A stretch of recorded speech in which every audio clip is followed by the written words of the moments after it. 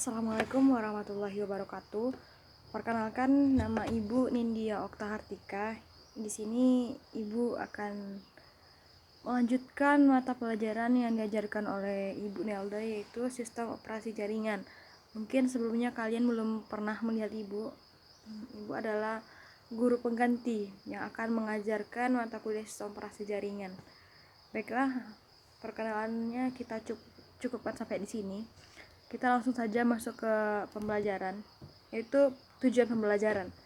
Tujuan dari pembelajaran sistem operasi ini yang pertama, siswa dapat menjelaskan pengertian sistem operasi jaringan.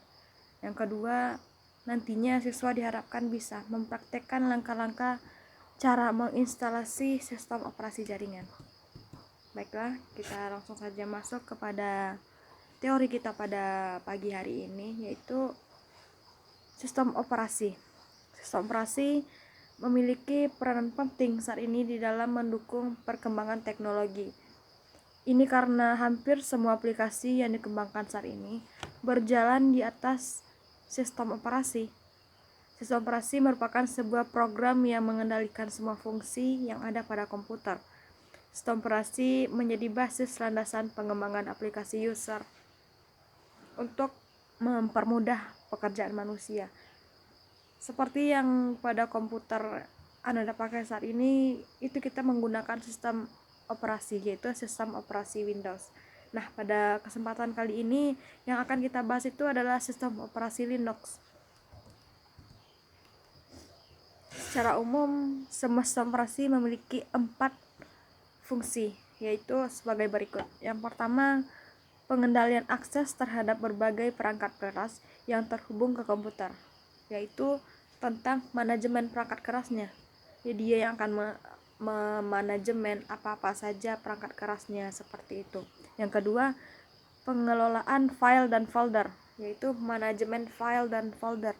Nah, di sistem operasi ini mereka akan memilah file-filenya agar nantinya kita akan mudah dalam akses file atau folder yang akan kita gunakan.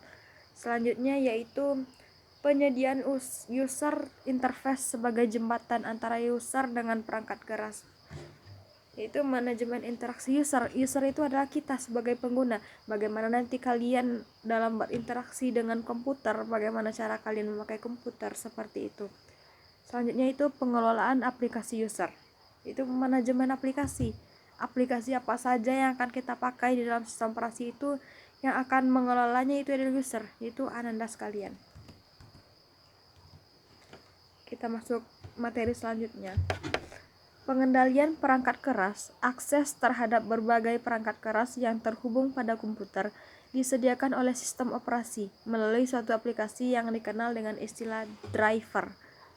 Driver itu pengendali dari perangkat lunak yang Anda install kepada perangkat kerasnya. Setiap driver dibuat untuk mengendalikan satu perangkat keras. Instalasi aplikasi driver ini dilakukan sendiri oleh sistem operasi pada saat instalasi ataupun waktu perangkat keras dihubungkan ke komputer. Mekanisme instalasi secara otomatis saat perangkat dihubungkan ini dikenal dengan istilah plug and play atau PNP. Nah, di saat Anda nanti menginstal sistem operasi, pastikan semua drivernya terinstall agar nantinya Anda tidak kerja 2 kali. Jadi apapun step by step di dalam kita nanti melakukan penginstalan harus dilakukan secara maksimal. Agar apa? Agar nantinya setiap driver yang kita butuhkan pada perangkat kerasnya nanti bisa Anda gunakan. Nah, kita sekarang masuk kepada file dan folder, yaitu pengelolaannya. Hal ini dimungkinkan oleh sistem operasi karena saat instalasi sistem operasi ada proses format untuk harddisk.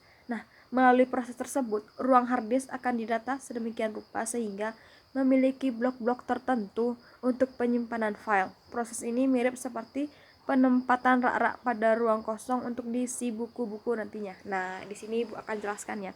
Di saat nanti kalian melakukan penginstalan, ada namanya kita pengelolaan file dan folder. Nah, di sini kita akan membagi nanti harddisk penyimpanan kita itu untuk sistem operasinya, nah satu lagi untuk penyimpanan Ananda nantinya. Contohnya, kita akan membagi 3 folder. Yang pertama untuk sistem. Nah, yang kedua untuk penyimpanan folder tugas-tugas Ananda nantinya. Untuk sistem ini kita tidak bisa menggunakannya dalam ukuran kecil. Nah, untuk pemberian ukurannya untuk C ini nantinya Anda diharapkan untuk hati-hati melakukannya. Kita selanjutnya masuk ke dalam manajemen interaksi. User dapat menggunakan komputer melalui aplikasi yang ada terinstal di komputer. Setiap aplikasi menyediakan interface untuk menerima interaksi yang mungkin dari user. Terdapat 2 jenis interface yang ada digunakan untuk berinteraksi dengan user, yakni yang pertama itu Command Line Interface atau CLI. Interaksi user dengan sistem dilakukan dengan mengetikkan serangkaian kalimat. Nah, untuk CLI ini akan Ananda temukan nantinya di praktikum kita menggunakan Linux dengan interaksinya kita menggunakan dengan CLI. Di situ nanti setiap apapun perintahnya Ananda harus mengetikkannya, diketikkan satu persatu. Untuk membuat folder ini perintahnya, untuk melihat, untuk menyimpan ini perintahnya, diketikkan satu-satu. Tidak seperti Windows yang Ananda gunakan seperti saat sekarang ini. Yang kedua itu Graphical User Interface atau GUI. Di sini interaksi user dilakukan melalui sekumpulan menu dan icon yang dapat dipilih oleh user untuk memberikan berbagai perintah ke komputer. Nah, untuk GUI inilah dengan sistem operasi Windows yang Ananda gunakan sekarang. Karena sekarang kita sudah diberikan sistem operasi yang sangat membantu karena kita tinggal mengklik icon-icon yang ada, tidak seperti CLI yang harus kita ketikkan satu-satu. Nah, untuk nantinya persiapan Ananda minggu besok untuk melakukan praktikum, di sini Ibu akan terlebih dahulu memperkenalkan. Nanti kan kita akan melakukan instalasi terhadap Linux. Nah, kan Linux itu berhubung baru bagi Ananda. Nanti kita akan menggunakan aplikasi VirtualBox. Nah, mungkin istilah VirtualBox ini baru juga untuk Ananda. VirtualBox itu adalah mesin peniru, yaitu mesin di dalam mesin. Nanti kita menginstalnya tidak langsung kepada komputer, kita menginstalnya di dalam aplikasi yang dinamakan dengan VirtualBox. Nah, jadi ibaratnya itu kayak sistem di dalam sistem gitu. Nanti Ibu akan lihatkan bagaimana bentuk dari aplikasi tersebut. Nah, sini kita akan melakukan perkenalan dulu terhadap Linux Debian-nya. Jadi, metode instalasi sistem operasi. Sistem operasi diinstal ke dalam bagian tertentu dari hard disk. Lokasi tertentu ini bisa dikenal dengan istilah partisi disk. Terdapat sejumlah metode yang dapat digunakan untuk menginstal sistem operasi. Penentuan metode ini dapat didasarkan pada kondisi hardware, persyaratan sistem operasi sendiri, dan kebutuhan user. Berikut ini merupakan 4 pilihan jenis instalasi sistem operasi. Itu instalasi baru. Opsi ini digunakan apabila jaringan yang akan dibangun adalah jaringan baru ataupun adanya penambahan perangkat server baru yang tidak mendukung sistem operasi jaringan yang ada pada saat ini. Jika memilih opsi ini, maka semua data pada partisi terpilih akan dihapus. Apabila ada aplikasi yang sudah terinstall sebelumnya pada sistem operasi lama, maka nantinya perlu diinstal kembali.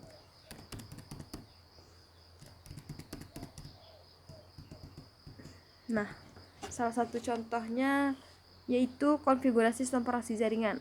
Berikut file-file penting yang akan dikonfigurasi dalam sistem operasi jaringan minggu besok yang akan Anda praktikkan di labor. Yang pertama itu /etc/bin/name.conf. Yang kedua itu yaitu file forward, yang ketiga file reverse, dan yang D itu /etc/resolve/conf. Nah,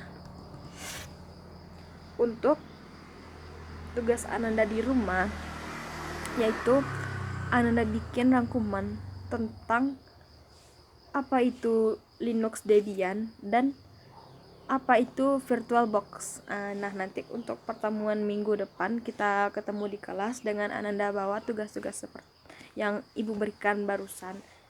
Tolong dipahami agar nantinya di labor kalian merasa tidak canggung lagi dengan aplikasi tersebut ya. Demikian dulu dari ibu. Salah janggalnya ibu minta maaf. Ibu sudahi dengan assalamualaikum warahmatullahi wabarakatuh.